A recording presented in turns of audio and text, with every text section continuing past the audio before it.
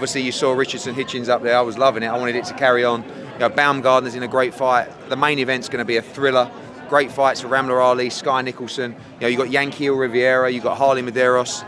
You got Aaron Aponte as well. It's a great night of action on Saturday. It's almost impossible to say, but is this fight more significant for Amanda as opposed to the Katie Taylor? You know what? I looked at Erica Cruz up there. I think she's ice cold. And I'm a bit worried for Amanda Serrano in this fight. And actually, as much as I want Taylor Serrano 2 to happen, Erica Cruz is our fighter. So I'm gunning for an Erica Cruz victory on Saturday night and a big upset. And I think it's going to be a toe-to-toe war. Eddie, with the situation with Croke Park, does it make more sense maybe if Cruz did win to do that with the 3 Arena and then look maybe in September for Serrano again? I woke up this morning to national news in Ireland. They're talking about it on the mainstream media. And make one thing clear, there was some very clever wording around from their side saying that the rental is only a little bit more expensive than Wembley. It's not the rental, it's the costs required that they require us to implement to stage the fight there. I'm not having a go at them. I'm just saying for what the fighters want to make and what I want to pay them in the fight, it's not possible. So we'll carry on those conversations. There's been a lot of people reaching out today, but it's all irrelevant. That fight's not signed yet. And ultimately, until we see what happens on Saturday night, then we'll look at the future. Is there still a possibility, though, that it does go in Croke Park, or are you saying categorically? I think, look, at this stage, May 20th is Katie Taylor's next fight date. We run out of time.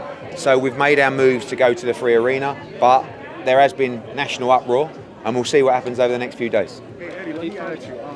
I know Beterbiev was great this past weekend, or last weekend, I should say. Do you think he's still the same exact fighter? Or he's 38 now. Do you think he's slowing down a little bit? No, I think he's the same exact fighter. People say that Beterbiev is slow. People say that his footwork's not great. I actually disagree.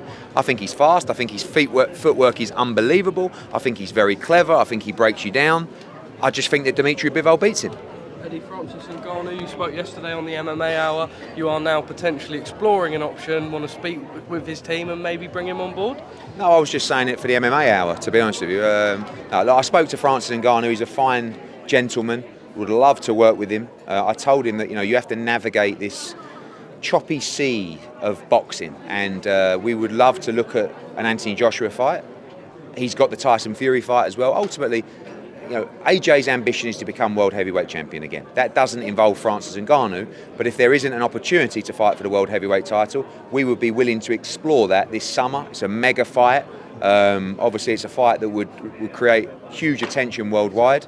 But first things first for Anthony Joshua, April 1st, O2 Arena, press conference next week. Away from AJ, do you not maybe look at him as an opponent first things first, like a Derek Chisora or a Dillian White? I think Francis Ngannou will want to and should want to move into the biggest fight possible. And there's only 2 of them, Tyson Fury and Anthony Joshua. They're the biggest fights out there for him. Maybe Deontay Wilder. Look, Dillian White would take that fight, but I think he's going to look to maximise his position, make as much money as possible, and he wants the biggest fights out there. Do you struggle with that if, or most people will say when he loses, if he goes straight into a Tyson Fury or an AJ, I think he's only really got one shot? No, I think if you lose from there, you come back, you can potentially rebuild, but this is his opportunity. And from speaking to him, I think that's what he wants to do. What do you think of Francis' skills overall, just his striking ability? I think at the end of the day, he's not going to be able to compete with the skills of a boxer, but one thing he can do is punch. He's very heavy-handed, so he has to fight a style that he has a chance, like a Fury fight is very awkward for him. He could be messed around, and I don't think that's the right style for him. An AJ fight, a Wilder fight, a Dillian White fight, where people are prepared to trade and can get hit by heavy shots, it makes it more compelling. As a control. In my opinion, yes. I've been making history in female boxing for a long time. We're doing it again on Saturday night. We're not here to tick boxes. We're not here just to look good by putting female boxing on. Female boxing is here by its own ability and its own demand. We'll be sold out in here on Saturday night. We just sold out the big room for Taylor Serrano. These are great fights, great champions, and we'll be investing heavily in women's boxing moving Eddie, forward. we saw Frank Warren announce Joyce Zhang today. Obviously, Zhang, somebody you work with, talking about making that fight. How easy or difficult was it at times? It was, again, a great relationship with George Warren. They wanted to make that fight. Zhang had a situation with us where we had matching rights on his fights moving forward. I spoke to George Warren. Zhang wanted to make that fight. I was happy with the offer that was made to Zhang.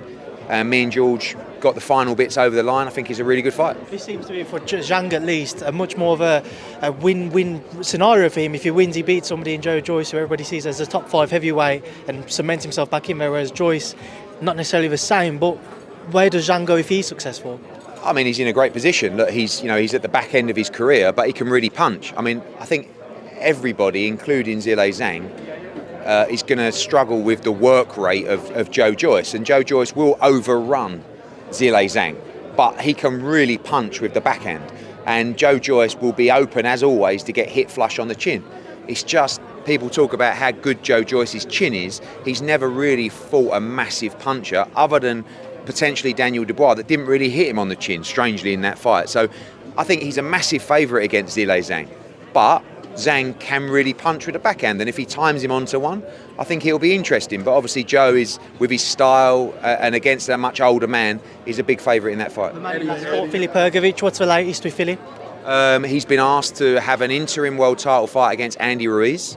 We'd like to make that fight. Obviously Ruiz is looking at the Wilder fight as well. We've spoken to Tom Brown, there's some back and forths. I don't think Andy Ruiz will take the fight against Filip Hrgović, but that's what's been ordered and we're exploring that. Edgar Berlanga.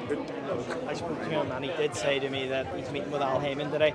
Do you fancy your chances to land that one, and who could we see him potentially fight? I think Edgar Berlanga is a fighter that everybody wants. You know, us, PBC, he obviously was with ESPN, Golden Boy. I think we've got a great plan for Edgar Berlanga. We can headline him, we can continue his rise, we continue his popularity, and ultimately we can deliver him the Canelo Alvarez fight, which is, he needs to prove against world-class opposition that he's in a position to fight Canelo Alvarez. But it's Mexico against Puerto Rico. It's a massive fight, but he still has to have those fights, and we'll be happy to give him those fights before we look at Canelo Alvarez in May 2024. Can he go in and start headlining the Hulu Theatre? Absolutely. He's done huge gates here before. He's a big star. In the right fights, Edgar Berlanga is a headline attraction for sure. It's going to probably clash.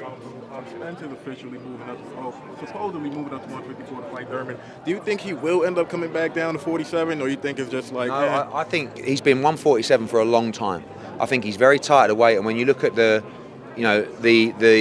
mileage on Errol Spence through the accident, through the eye operation and stuff like that, it's just going to be harder for him to start making weight. I don't know him personally, so I can't tell you, but I remember seeing him in Sheffield when he made 47, which was years ago, and I'm surprised he's still there. Respect to him and the way that obviously he makes that weight, but I see him moving up, and I guess 154 is his future. Eddie, what weight class is that going to be? Is it going to be 168 or something? Canelo would like that fight at 175 because he feels that's where he lost before. But Dimitri Bivol wants legacy, and if he wants legacy and belts and can make 168 safely, which they say he can, then maybe we can make that fight at 68 to provide an undisputed opportunity for Dimitri Bivol. But if you ask Canelo Alvarez, he would say probably 175 because that's where I lost. I don't want people to think that I've brought him down. This is not Canelo Alvarez saying bring him down to 168. This is just a way to maybe make the fight to give Dimitri Bivol more opportunity at legacy. Can I get your views on Kell Brook, who's come out today and admitted, obviously, the video of him taking cocaine was himself, and he apologised to his family and friends. Just your views and opinions on that, and what we can do as a support to help fighters post-boxing.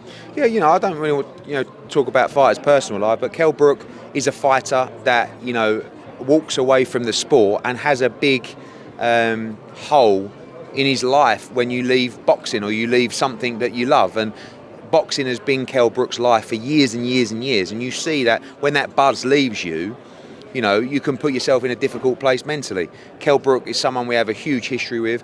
One thing I'll tell you about Kell Brook is he's a good person with a huge heart, and we should all support him, and his family should and will support him, of course. Boxing should support him, and I'm sure that he'll be back on the horse, and like I said, he's a good man, and he's always had a pure heart. He loves the sport, and listen, maybe you'll see him return to the sport, but most of all we hope he's happy. Canelo's always been a great fighter.